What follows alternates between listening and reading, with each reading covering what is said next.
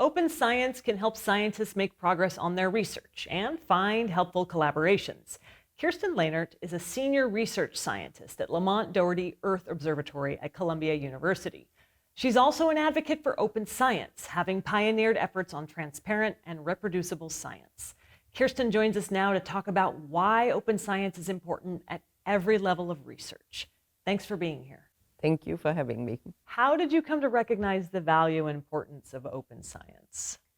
I think it was in direct experience in working in a field that makes data more usable to broad audiences and seeing the impact that that had in completely new science paradigms, in the sharing of information and the science that came out of it that would not have been possible if the data hadn't been shared in this open manner on the web to make it accessible. And I've been tracking how that happens in other fields, and it's just a very positive development. And when we were talking about sharing, we're talking sharing, data, results, samples with other scientists, right? Yes. And then you're also talking about sharing what you find with the general public or policymakers or community leaders, depending on what you're working on. That's absolutely true. I mean, there is obviously the big field of publishing, the scientific sharing of knowledge. There is also an aspect of sharing it with the general public through, efforts of community engagement, of political engagement, actually advocating to governments, to decision makers, and so on, what is available. So they are different aspects.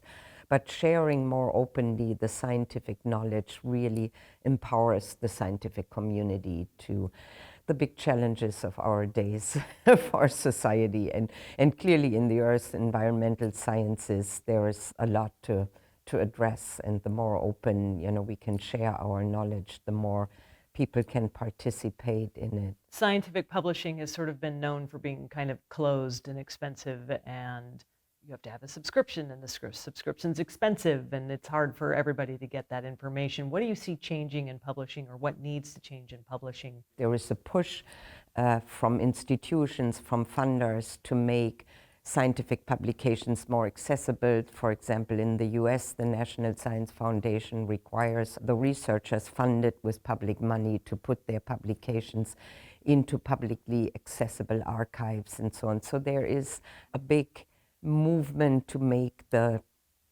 scientific publications more open, but there are also some challenges with respect to funding these efforts in operating journals. New ways of peer review have to be found for those journals that are more open, and they're being explored right now. There's a lot of testing going on what new paradigms can be used. Yeah. As you are talking to the next generation of scientists at places like AGU 23 and other conferences and in your institution, what are you telling them about open science and what they need to keep in mind as they're doing their own science and their own research? They clearly need to think about different ways of doing things from the beginning on, sharing their results, collaborating with others. From my perspective in the data world, it's really important to know from the beginning of a research project how to document all the workflows, all the materials, the software that has been developed and so on, to make it actually shareable. Because just putting something out there without letting people know how you generated your interpretations, how you generated your code, or how you performed your analytical work, makes the data not reproducible. So you have to approach your scientific work in a different manner. Thank you so much for joining us today. Thank you.